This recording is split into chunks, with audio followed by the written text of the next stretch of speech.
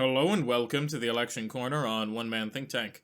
Today I want to briefly talk to you about why the Electoral College favors the Democrats. Yes, a semi-controversial topic.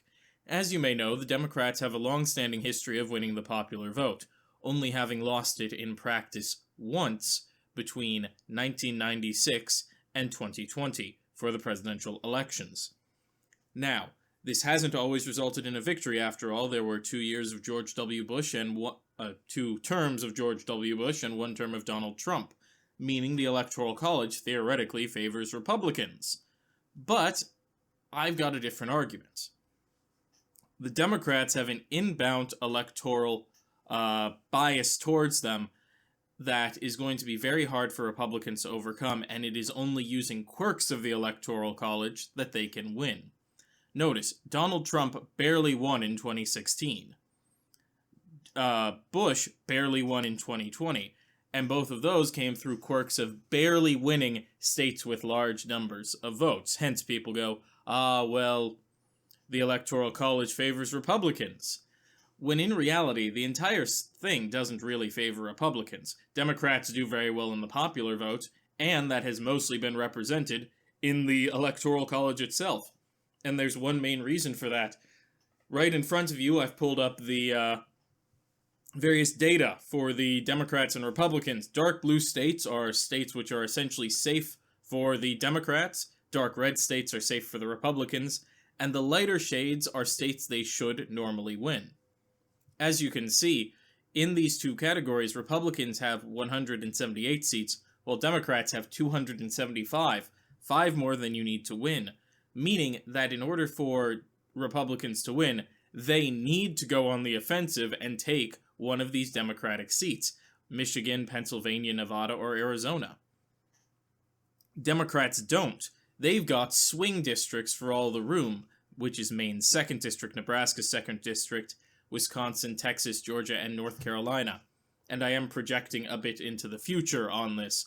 These states, I believe, will become more swingy as time goes on, though Wisconsin could remain more blue and Texas could remain more red than it is originally appearing on this map. But as you can see, the Democrats, they have this inbound advantage. People are very quick to go, oh, well, because you can win without the popular vote, it benefits Republicans, but that's not really the case. Every time Republicans have won since, definitely since Obama, but I would argue Bush's first term as well, they have had to venture into and take Democratic territory.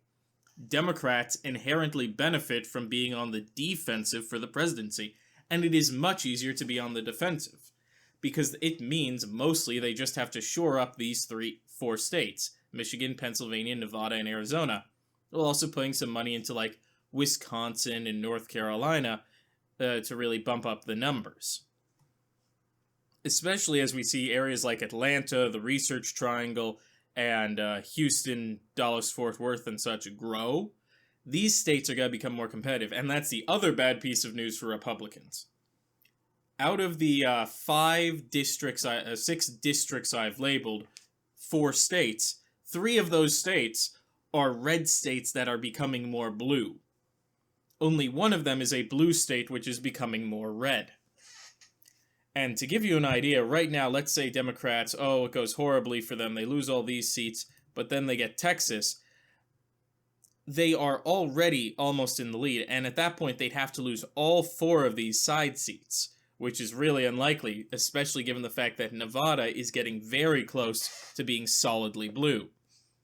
So, we are left with a scenario where Democrats, frankly, are doing amazing in the Electoral College. And to say otherwise is a pretty big fallacy. And trust me, I have seen a lot of people making these arguments as of late, that, Democrats shouldn't retreat to be defensive on the presidency. They totally should. Democrats shouldn't try and win Iowa or Ohio or Florida. Put some money into Wisconsin, defend the Rust Belt, try and make sure you've got the Southwest, and make some excursions into the Deep South, but mostly focus on defense. It's what Biden did, frankly, and it played really well for him. He didn't go on the offensive. We didn't see it, well, near the end of the campaign, we saw strikes made into Texas and Georgia and the like, but for the most part, his campaign didn't do much in Ohio, much in Iowa, much in Florida. They focused on the Rust Belt and African American turnout and Southwestern Latino turnout. And they benefited. Far and away, they threw the Trump administration out of office in what, especially for challenging an incumbent president, could be considered a landslide. While for the Republicans, while they did gain some seats in the House and a little bit in the Senate, if you don't control the presidency, you don't have a trifecta, and it is harder for you to pass bills. Now, it mostly results in gridlock when this happens, but gridlock means you can't do your agenda. Without compromise, of course, but it means you can't do your agenda in general. And Democrats, the only place they don't seem to have some baseline advantage is in the Senate. So if Democrats focus on midterm turnout for the House and the Senate, and in the presidential years just focus on defense, they could essentially maintain perpetuity control over Congress, or control over Congress in perpetuity. So, with all that being said, if you liked the video, drop a like down below, and also feel free to leave a comment. If you want to see more from the channel, click the subscribe button and the notification bell to be alerted when new content is released. If you want to hear more from me outside of YouTube, I have Twitter, @OneManThinkTan1, the Roman numeral, link in the description below. And, as always, and most importantly, have a wonderful day.